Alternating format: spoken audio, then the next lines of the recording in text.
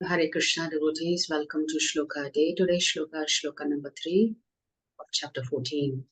Mama yonir mahad brahma Mama yonir mahad brahma tasmin garbham dadhamyaham tasmin garbham dadhamyaham sambhava sarva bhutanam sambhavah sarva bhutanam tato bhavati bharata. tato bhavati bharata. Put forward meaning, translation and purport by His Divine Grace, Srila A.C. Bhaktivedanta Swami Prabhupada, Srila Prabhupada ki jai. Mama, Mama, my, yonihi, source of birth, source of birth, Mahat, mahat, the total material existence, the total material existence, Brahma, Brahma, supreme, tasmin, in that, Garbham, pregnancy, Dadhami, create, Aham, I, Sambhavaha,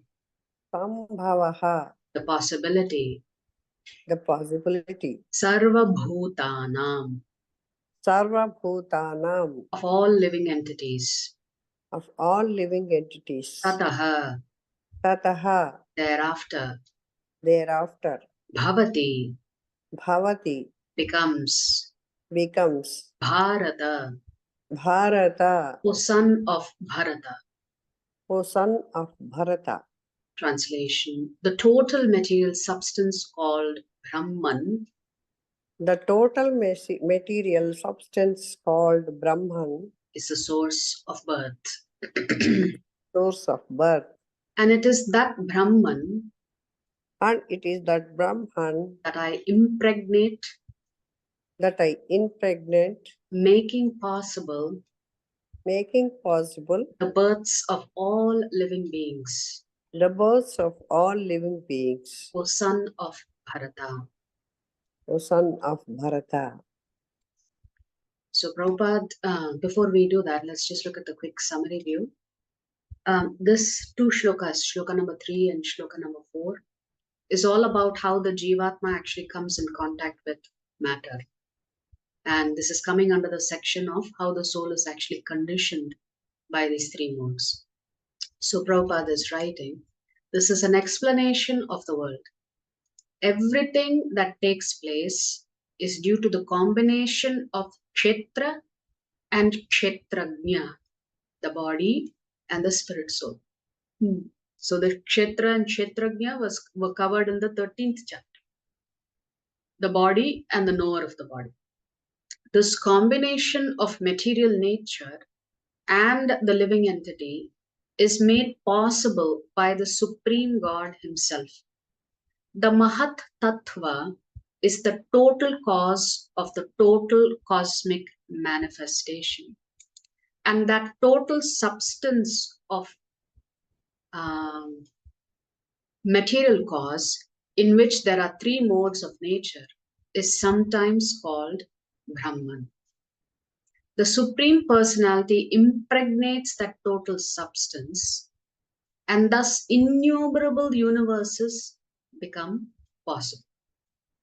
This total material substance, the Mahat Tattva, is described as Brahman in the Vedic literature, Mundaka Upanishad 1.1.19.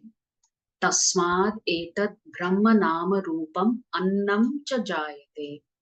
The Supreme Person impregnates that Brahman with the seeds of the living entities. The 24 elements, beginning from earth, water, fire, and air, are all material energy, and they constitute what is called Mahat Brahma, or the great Brahman, the material nature. As explained in the 7th chapter, beyond this there is another superior nature, the living entity. Into material nature, the superior nature is mixed by the will of the Supreme Personality of Godhead, and thereafter all living entities are born of this material nature. So there is a technical description of how actually all the Jivatmas come in contact with material energy, but under the supervision of the Supreme Lord. So nothing happens without the Supreme Lord's involvement. The scorpion lays its eggs in piles of rice, and sometimes it is said that the scorpion is born out of rice. But the rice is not the cause of the scorpion. So even if we see a scorpion coming out of rice, we may think, oh, is it the rice that generated the scorpion? No, the scorpion has actually already laid eggs, another scorpion, and that new birth is coming out of the rice, and therefore we misconclude that the scorpion has come from rice. Actually, the eggs were laid by the mother. Similarly, material nature is not the cause of the birth of the living entities, which means matter is not the cause of life. Inert matter can never be the cause of life. The cause of life is life itself, the Supreme Lord.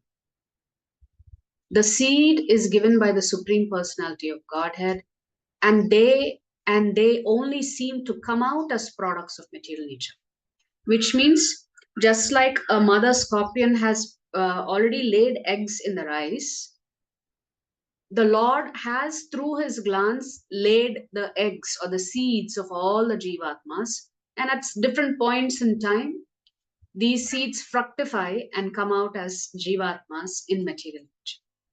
So Prabhupada is using this analogy to describe how the Supreme Lord is ultimately the cause of all life. Thus, every living entity, according to his past activities, has a different body created by this material nature, so that the entity can enjoy or suffer according to his past deeds. The Lord is the cause of all the manifestations of living entities in this material world. The Lord is the cause of matter, and the Lord is the cause of spirit, soul also. So, under the influence of the Lord, there is interactions happening between matter and the spirit soul, between kshetra and kshetra. As explained, this is from another parampara. As explained in chapters 7 and 8, the material creation follows cycles of creation, maintenance, and dissolution. During dissolution, souls who are vimukh, vimukh means you've turned your back to the Lord. Those souls who are vimukh toward God remain in a state of suspended animation within the body of Mahavishnu. So what happens at the time of dissolution? Those Jivatmas who still have many karmic reactions that they have to take birth for again, although they've gone back into the body of Mahavishnu, because they have turned their back against the Lord, when the Lord gets ready with his creation process again, they all have to come back into material nature again. The material energy, Prakriti, also lies unmanifest in God's Mahodar or big stomach. When he desires to activate the process of creation, he glances at Prakriti. It then begins to unwind, and sequentially the entities Mahan, Ahankar, Panchatanmatras, and Panchamahabhuta are created, which Prabhupada was referring in the purport to as the 24 main elements. If you include the soul, it becomes 25. Also, with the help of the secondary creator, Brahma, the material energy creates various life forms, and God casts the souls into appropriate bodies determined by their past karmas. So you may think, how is it when I'm coming in contact with Mahavishnu, I'm not liberated? Because anybody who comes in contact with the Lord is liberated. But during the process of dissolution and the state of suspended animation, even though the Jivatmas are residing within Mahavishnu, because they have past karmic reactions, they have to come back again. So that means even the Jivatmas are in suspended state of animation. Thus, Sri Krishna states that Prakriti is like the womb and the souls are like the sperms. He places the souls in the womb of Mother Nature to give birth to multitudes of living beings. Sage Vedavyas also describes it in the same fashion in Srimad Bhagavatam. Oh. Daivat Shubhita Dharminyam Swasyam Yonau Paraf Puman Adhatta Viryam Sasuta Mahattattvam Hiranmayam. There is a similar shloka in Ishopanishad, this Hiranmaya, the covering of the Lord. In the womb of the material energy, the Supreme Lord impregnates the souls. Then, inspired by the karmas of the individual souls, the material nature gets to work to create suitable life forms for them. So, the role of providing the different types of bodies that are suitable for the different souls based on their past karmas and their desires, that work is done by Prakriti. He does not cast all souls into the material world, rather only those who are vimukh, which means those who have turned their backs against the Lord.